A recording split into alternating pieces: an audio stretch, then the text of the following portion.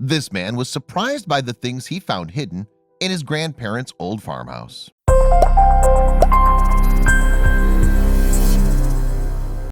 The passing of a loved one is never easy. For the man at the heart of this story, he found out that his grandparents had passed away and left behind a dilapidated farmhouse. The man who inherited the farmhouse had no idea that there was something very precious resting just under his feet. He had big plans for fixing the house up and selling it to make a bit of a profit. It was during the renovations that he'd find something completely unexpected. This find would affect him for the rest of his life and completely change it. In Tennessee, there are plenty of old farmhouses and farms where people have worked the land for a generation. Our story takes place in rural Tennessee, where a young man inherited his grandparents' dilapidated old farmhouse.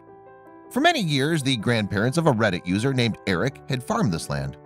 They'd raised their children here and didn't want to leave. It was only when tragedy struck that the elderly couple was forced to finally leave their homestead and move on to a home that was more manageable for their age.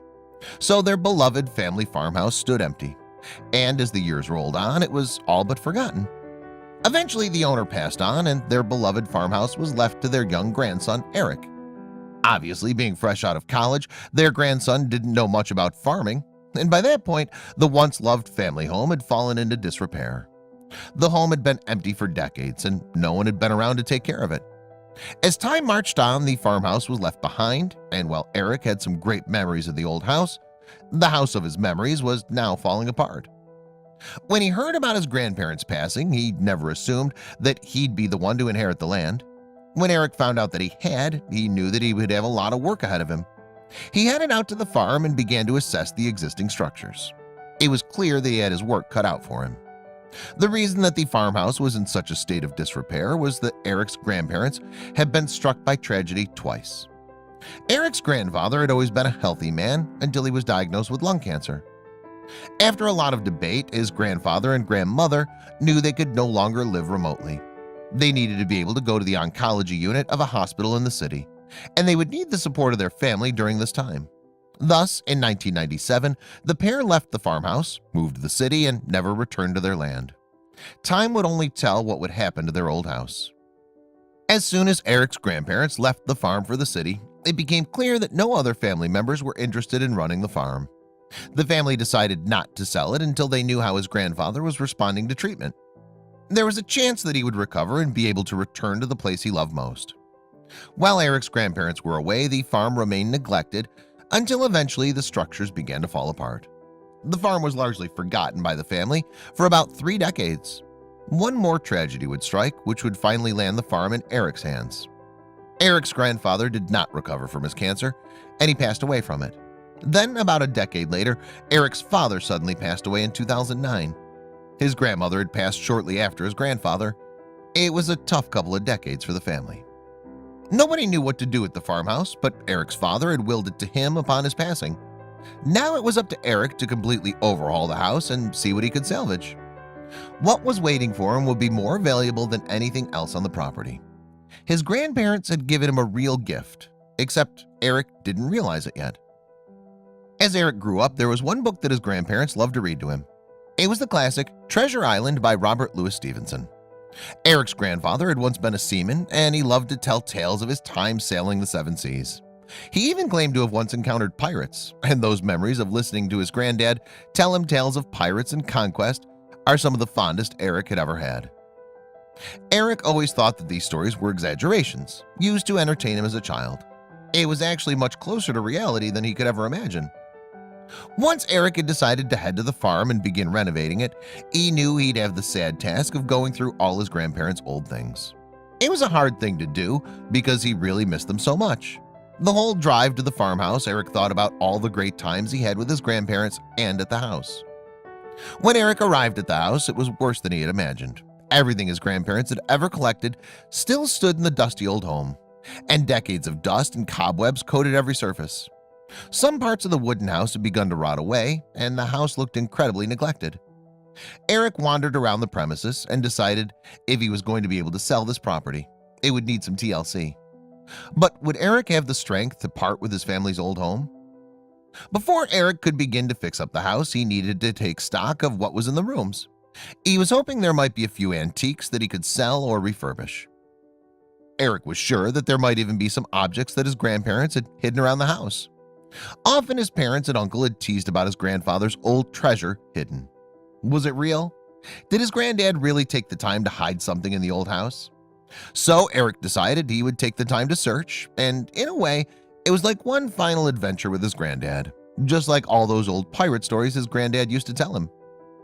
Eric knew that his grandparents were creative and liked to collect odd things like antique firearms and other items of importance.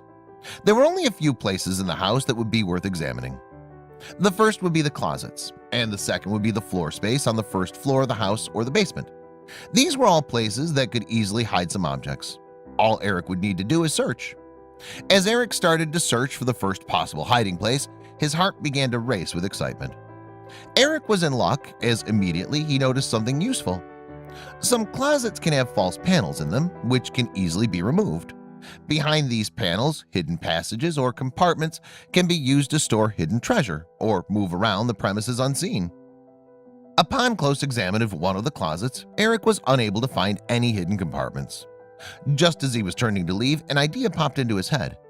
He'd searched everywhere except the closet floor.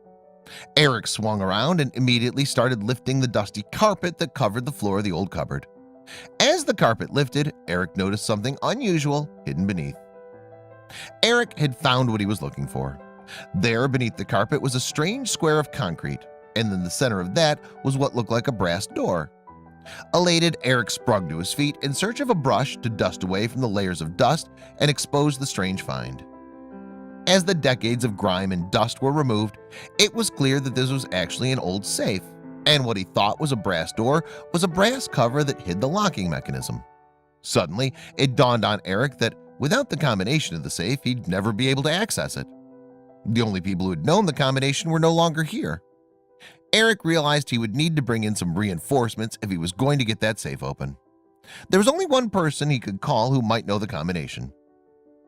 The only person Eric could think of who might know the combination is, and if it was indeed a safe full of hidden treasure, after a few rings, Eric's mom picked up the phone and told her what he had found. After listening to him, she told him about how his grandparents had mentioned that they had a hidden safe in the house. She also had an idea for what the combination might be. As the only child, Eric's father had always been doted on by his parents. They had given him everything they had in their power to offer, and this included willing him their land and property, which would then pass to Eric. After Eric called his mom, she suggested that he try to use his father's birth date as the code for the safe. It seemed logical that they would use the birthday of their beloved son as the key to their treasure. However, like many things in life, logic had nothing to do with it. After numerous attempts at opening the safe, Eric finally had to accept that he just didn't know the right code, and that the locking mechanism might have been faulty after so many years. He decided to bring in a safecracker to open the safe, and finally see what it contained. As the safecracker worked on the lock, Eric tried to wait patiently. As he stood there, a million things were running through his head. There were just so many possible things that could have been hidden down there. Finally, there was a single click that broke the silence. The safecracker looked up at Eric and exclaimed, "She's good to open if you're ready, son." Eric drew in a breath and nodded to the safecracker, who carefully opened the safe before stepping back. After days of waiting, Eric was finally looking at the open safe. For quite some time, Eric stood over the safe looking in. Finally, he plucked up the courage to bend down and reach inside. With his hands, Eric could feel lock boxes and paper. Eric pulled out the first thing he could grab, and then he began to pull out what looked like a series of old books. He'd been hoping to pull out rare artifacts or antique firearms that could be worth a lot of money at auction. Instead, he was greeted with a bunch of dirty old books, which didn't even have titles. He'd need to open up these books to find out what the real treasure was. Hopefully, the rest of the safe's contents would be more exciting. Eric opened up the book and found himself staring down, not at pages, but instead at plastic sleeves with rare and unusual coins. While the outside of the book was worn and tattered, the coins inside sparkled like a lost treasure. At first, Eric didn't realize what kind of coins they were, but after a quick Google search, he saw that they were precious. Barely any of these coins existed, and that meant that they would fetch a pretty good price once they were cleaned up and auctioned off. It suddenly occurred to Eric that he had dozens of identical books piled on the floor. Was it possible that they too would be filled with rare coins? As Eric dug deeper and deeper into the safe, He realized that his grandparents had not only purchased a lot of collector's editions coins, but they'd also bought silver bars. He was confused though. These didn't look like the kind of silver bars you see in the movie. They were smaller and had pictures printed on them. He would need to scrutinize these and possibly bring them to a historian to find out what they are. Each of the silver bars had a date printed on them. This signified when the state was created in the United States. They're precious because they commemorate a critical time in American history. However, they were not the most valuable thing in the vault.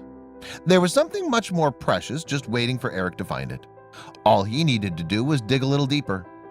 There was one box left and Eric knew he had to get it open. The box contained his grandmother's jewelry, which, while not worth much in terms of money, was worth a lot in terms of sentimental value. Eric hadn't known his grandmother very well, but he'd always remembered her as a kind old woman. She and his grandfather had left him a treasure trove in the safe, which he truly appreciated. Eric thought he'd finally reached the end of the safe when he came across a coffee table with a locked drawer. Inside that drawer was yet another safe. He figured that this safe would contain the most valuable items of all and could not wait to get it open. Within that safe was a collection of antique firearms. Eric couldn't believe his good fortune. This house literally had a pirate's worth of treasure stashed in it. There had been a collection of rather sodden bills in the safe, which Eric didn't think were particularly valuable until he noticed one thing. The bills had Joseph Barr's signature on them. He'd only been in office as United States of America's treasurer for a month, which meant very few of these dollar bills had ever been circulated. If they could be preserved, then these too would be worth something. With his treasure trove spread out before him, Eric knew that he would need some expert advice on how much each of the individual pieces was worth. Because Eric had been sharing his story with the Reddit community, all this time he decided to ask them if there were any experts in the audience. As soon as he posted the question, he was flooded with responses and comments. The community would help him price it all out. All the coins and the banknotes were incredibly valuable. It turns out that coins and banknotes kept in a safe tend to be in better condition than most, which actually makes them worth more. A Redditor explained this to Eric. Even if a coin or bill is slightly damaged, it can still be worth significantly more than one simply found on the earth. They've been preserved by people who know how much they're worth. All in all, the coins, firearms, jewelry, and dollar bills were worth tens of thousands of dollars. It's unclear if Eric's auctioned everything off yet, but he's definitely going to make a lot of money when he finally does. He also has the house and the property to sell, which will set him up with a nice sum of money for when he decides to go and buy his own place. It's all thanks to his treasure-collecting grandparents. It's not every day that you hear of someone finding a bunch of treasure, especially in an old farmhouse in Tennessee. Eric's story is unique and one that caught the attention of the Reddit community and then the world. He was thrilled to share his findings, and he encouraged other people to always check out their older homes for hidden treasure. You can never know what's hiding behind a fake wall panel or under a rug. The memory of Eric's grandparents will live on through their refurbished home and the treasure they collected. Eric will probably keep some of his grandmother's jewelry, as the sentimental value is worth a lot to him. Maybe when he gets married, he can give some of it to his partner, and they can keep the memory of her alive that way as well. We like the idea of Eric keeping a part of his family. If you're looking for a property in Tennessee, then you may want to check out Eric's. Well, it might be up for sale now, and who knows if he's found all the treasures on the property. Someone with a metal detector might be able to wander around and unearth even more treasure. Eric may have already done this himself, but you can never know what'll be found. Maybe you should check your own property.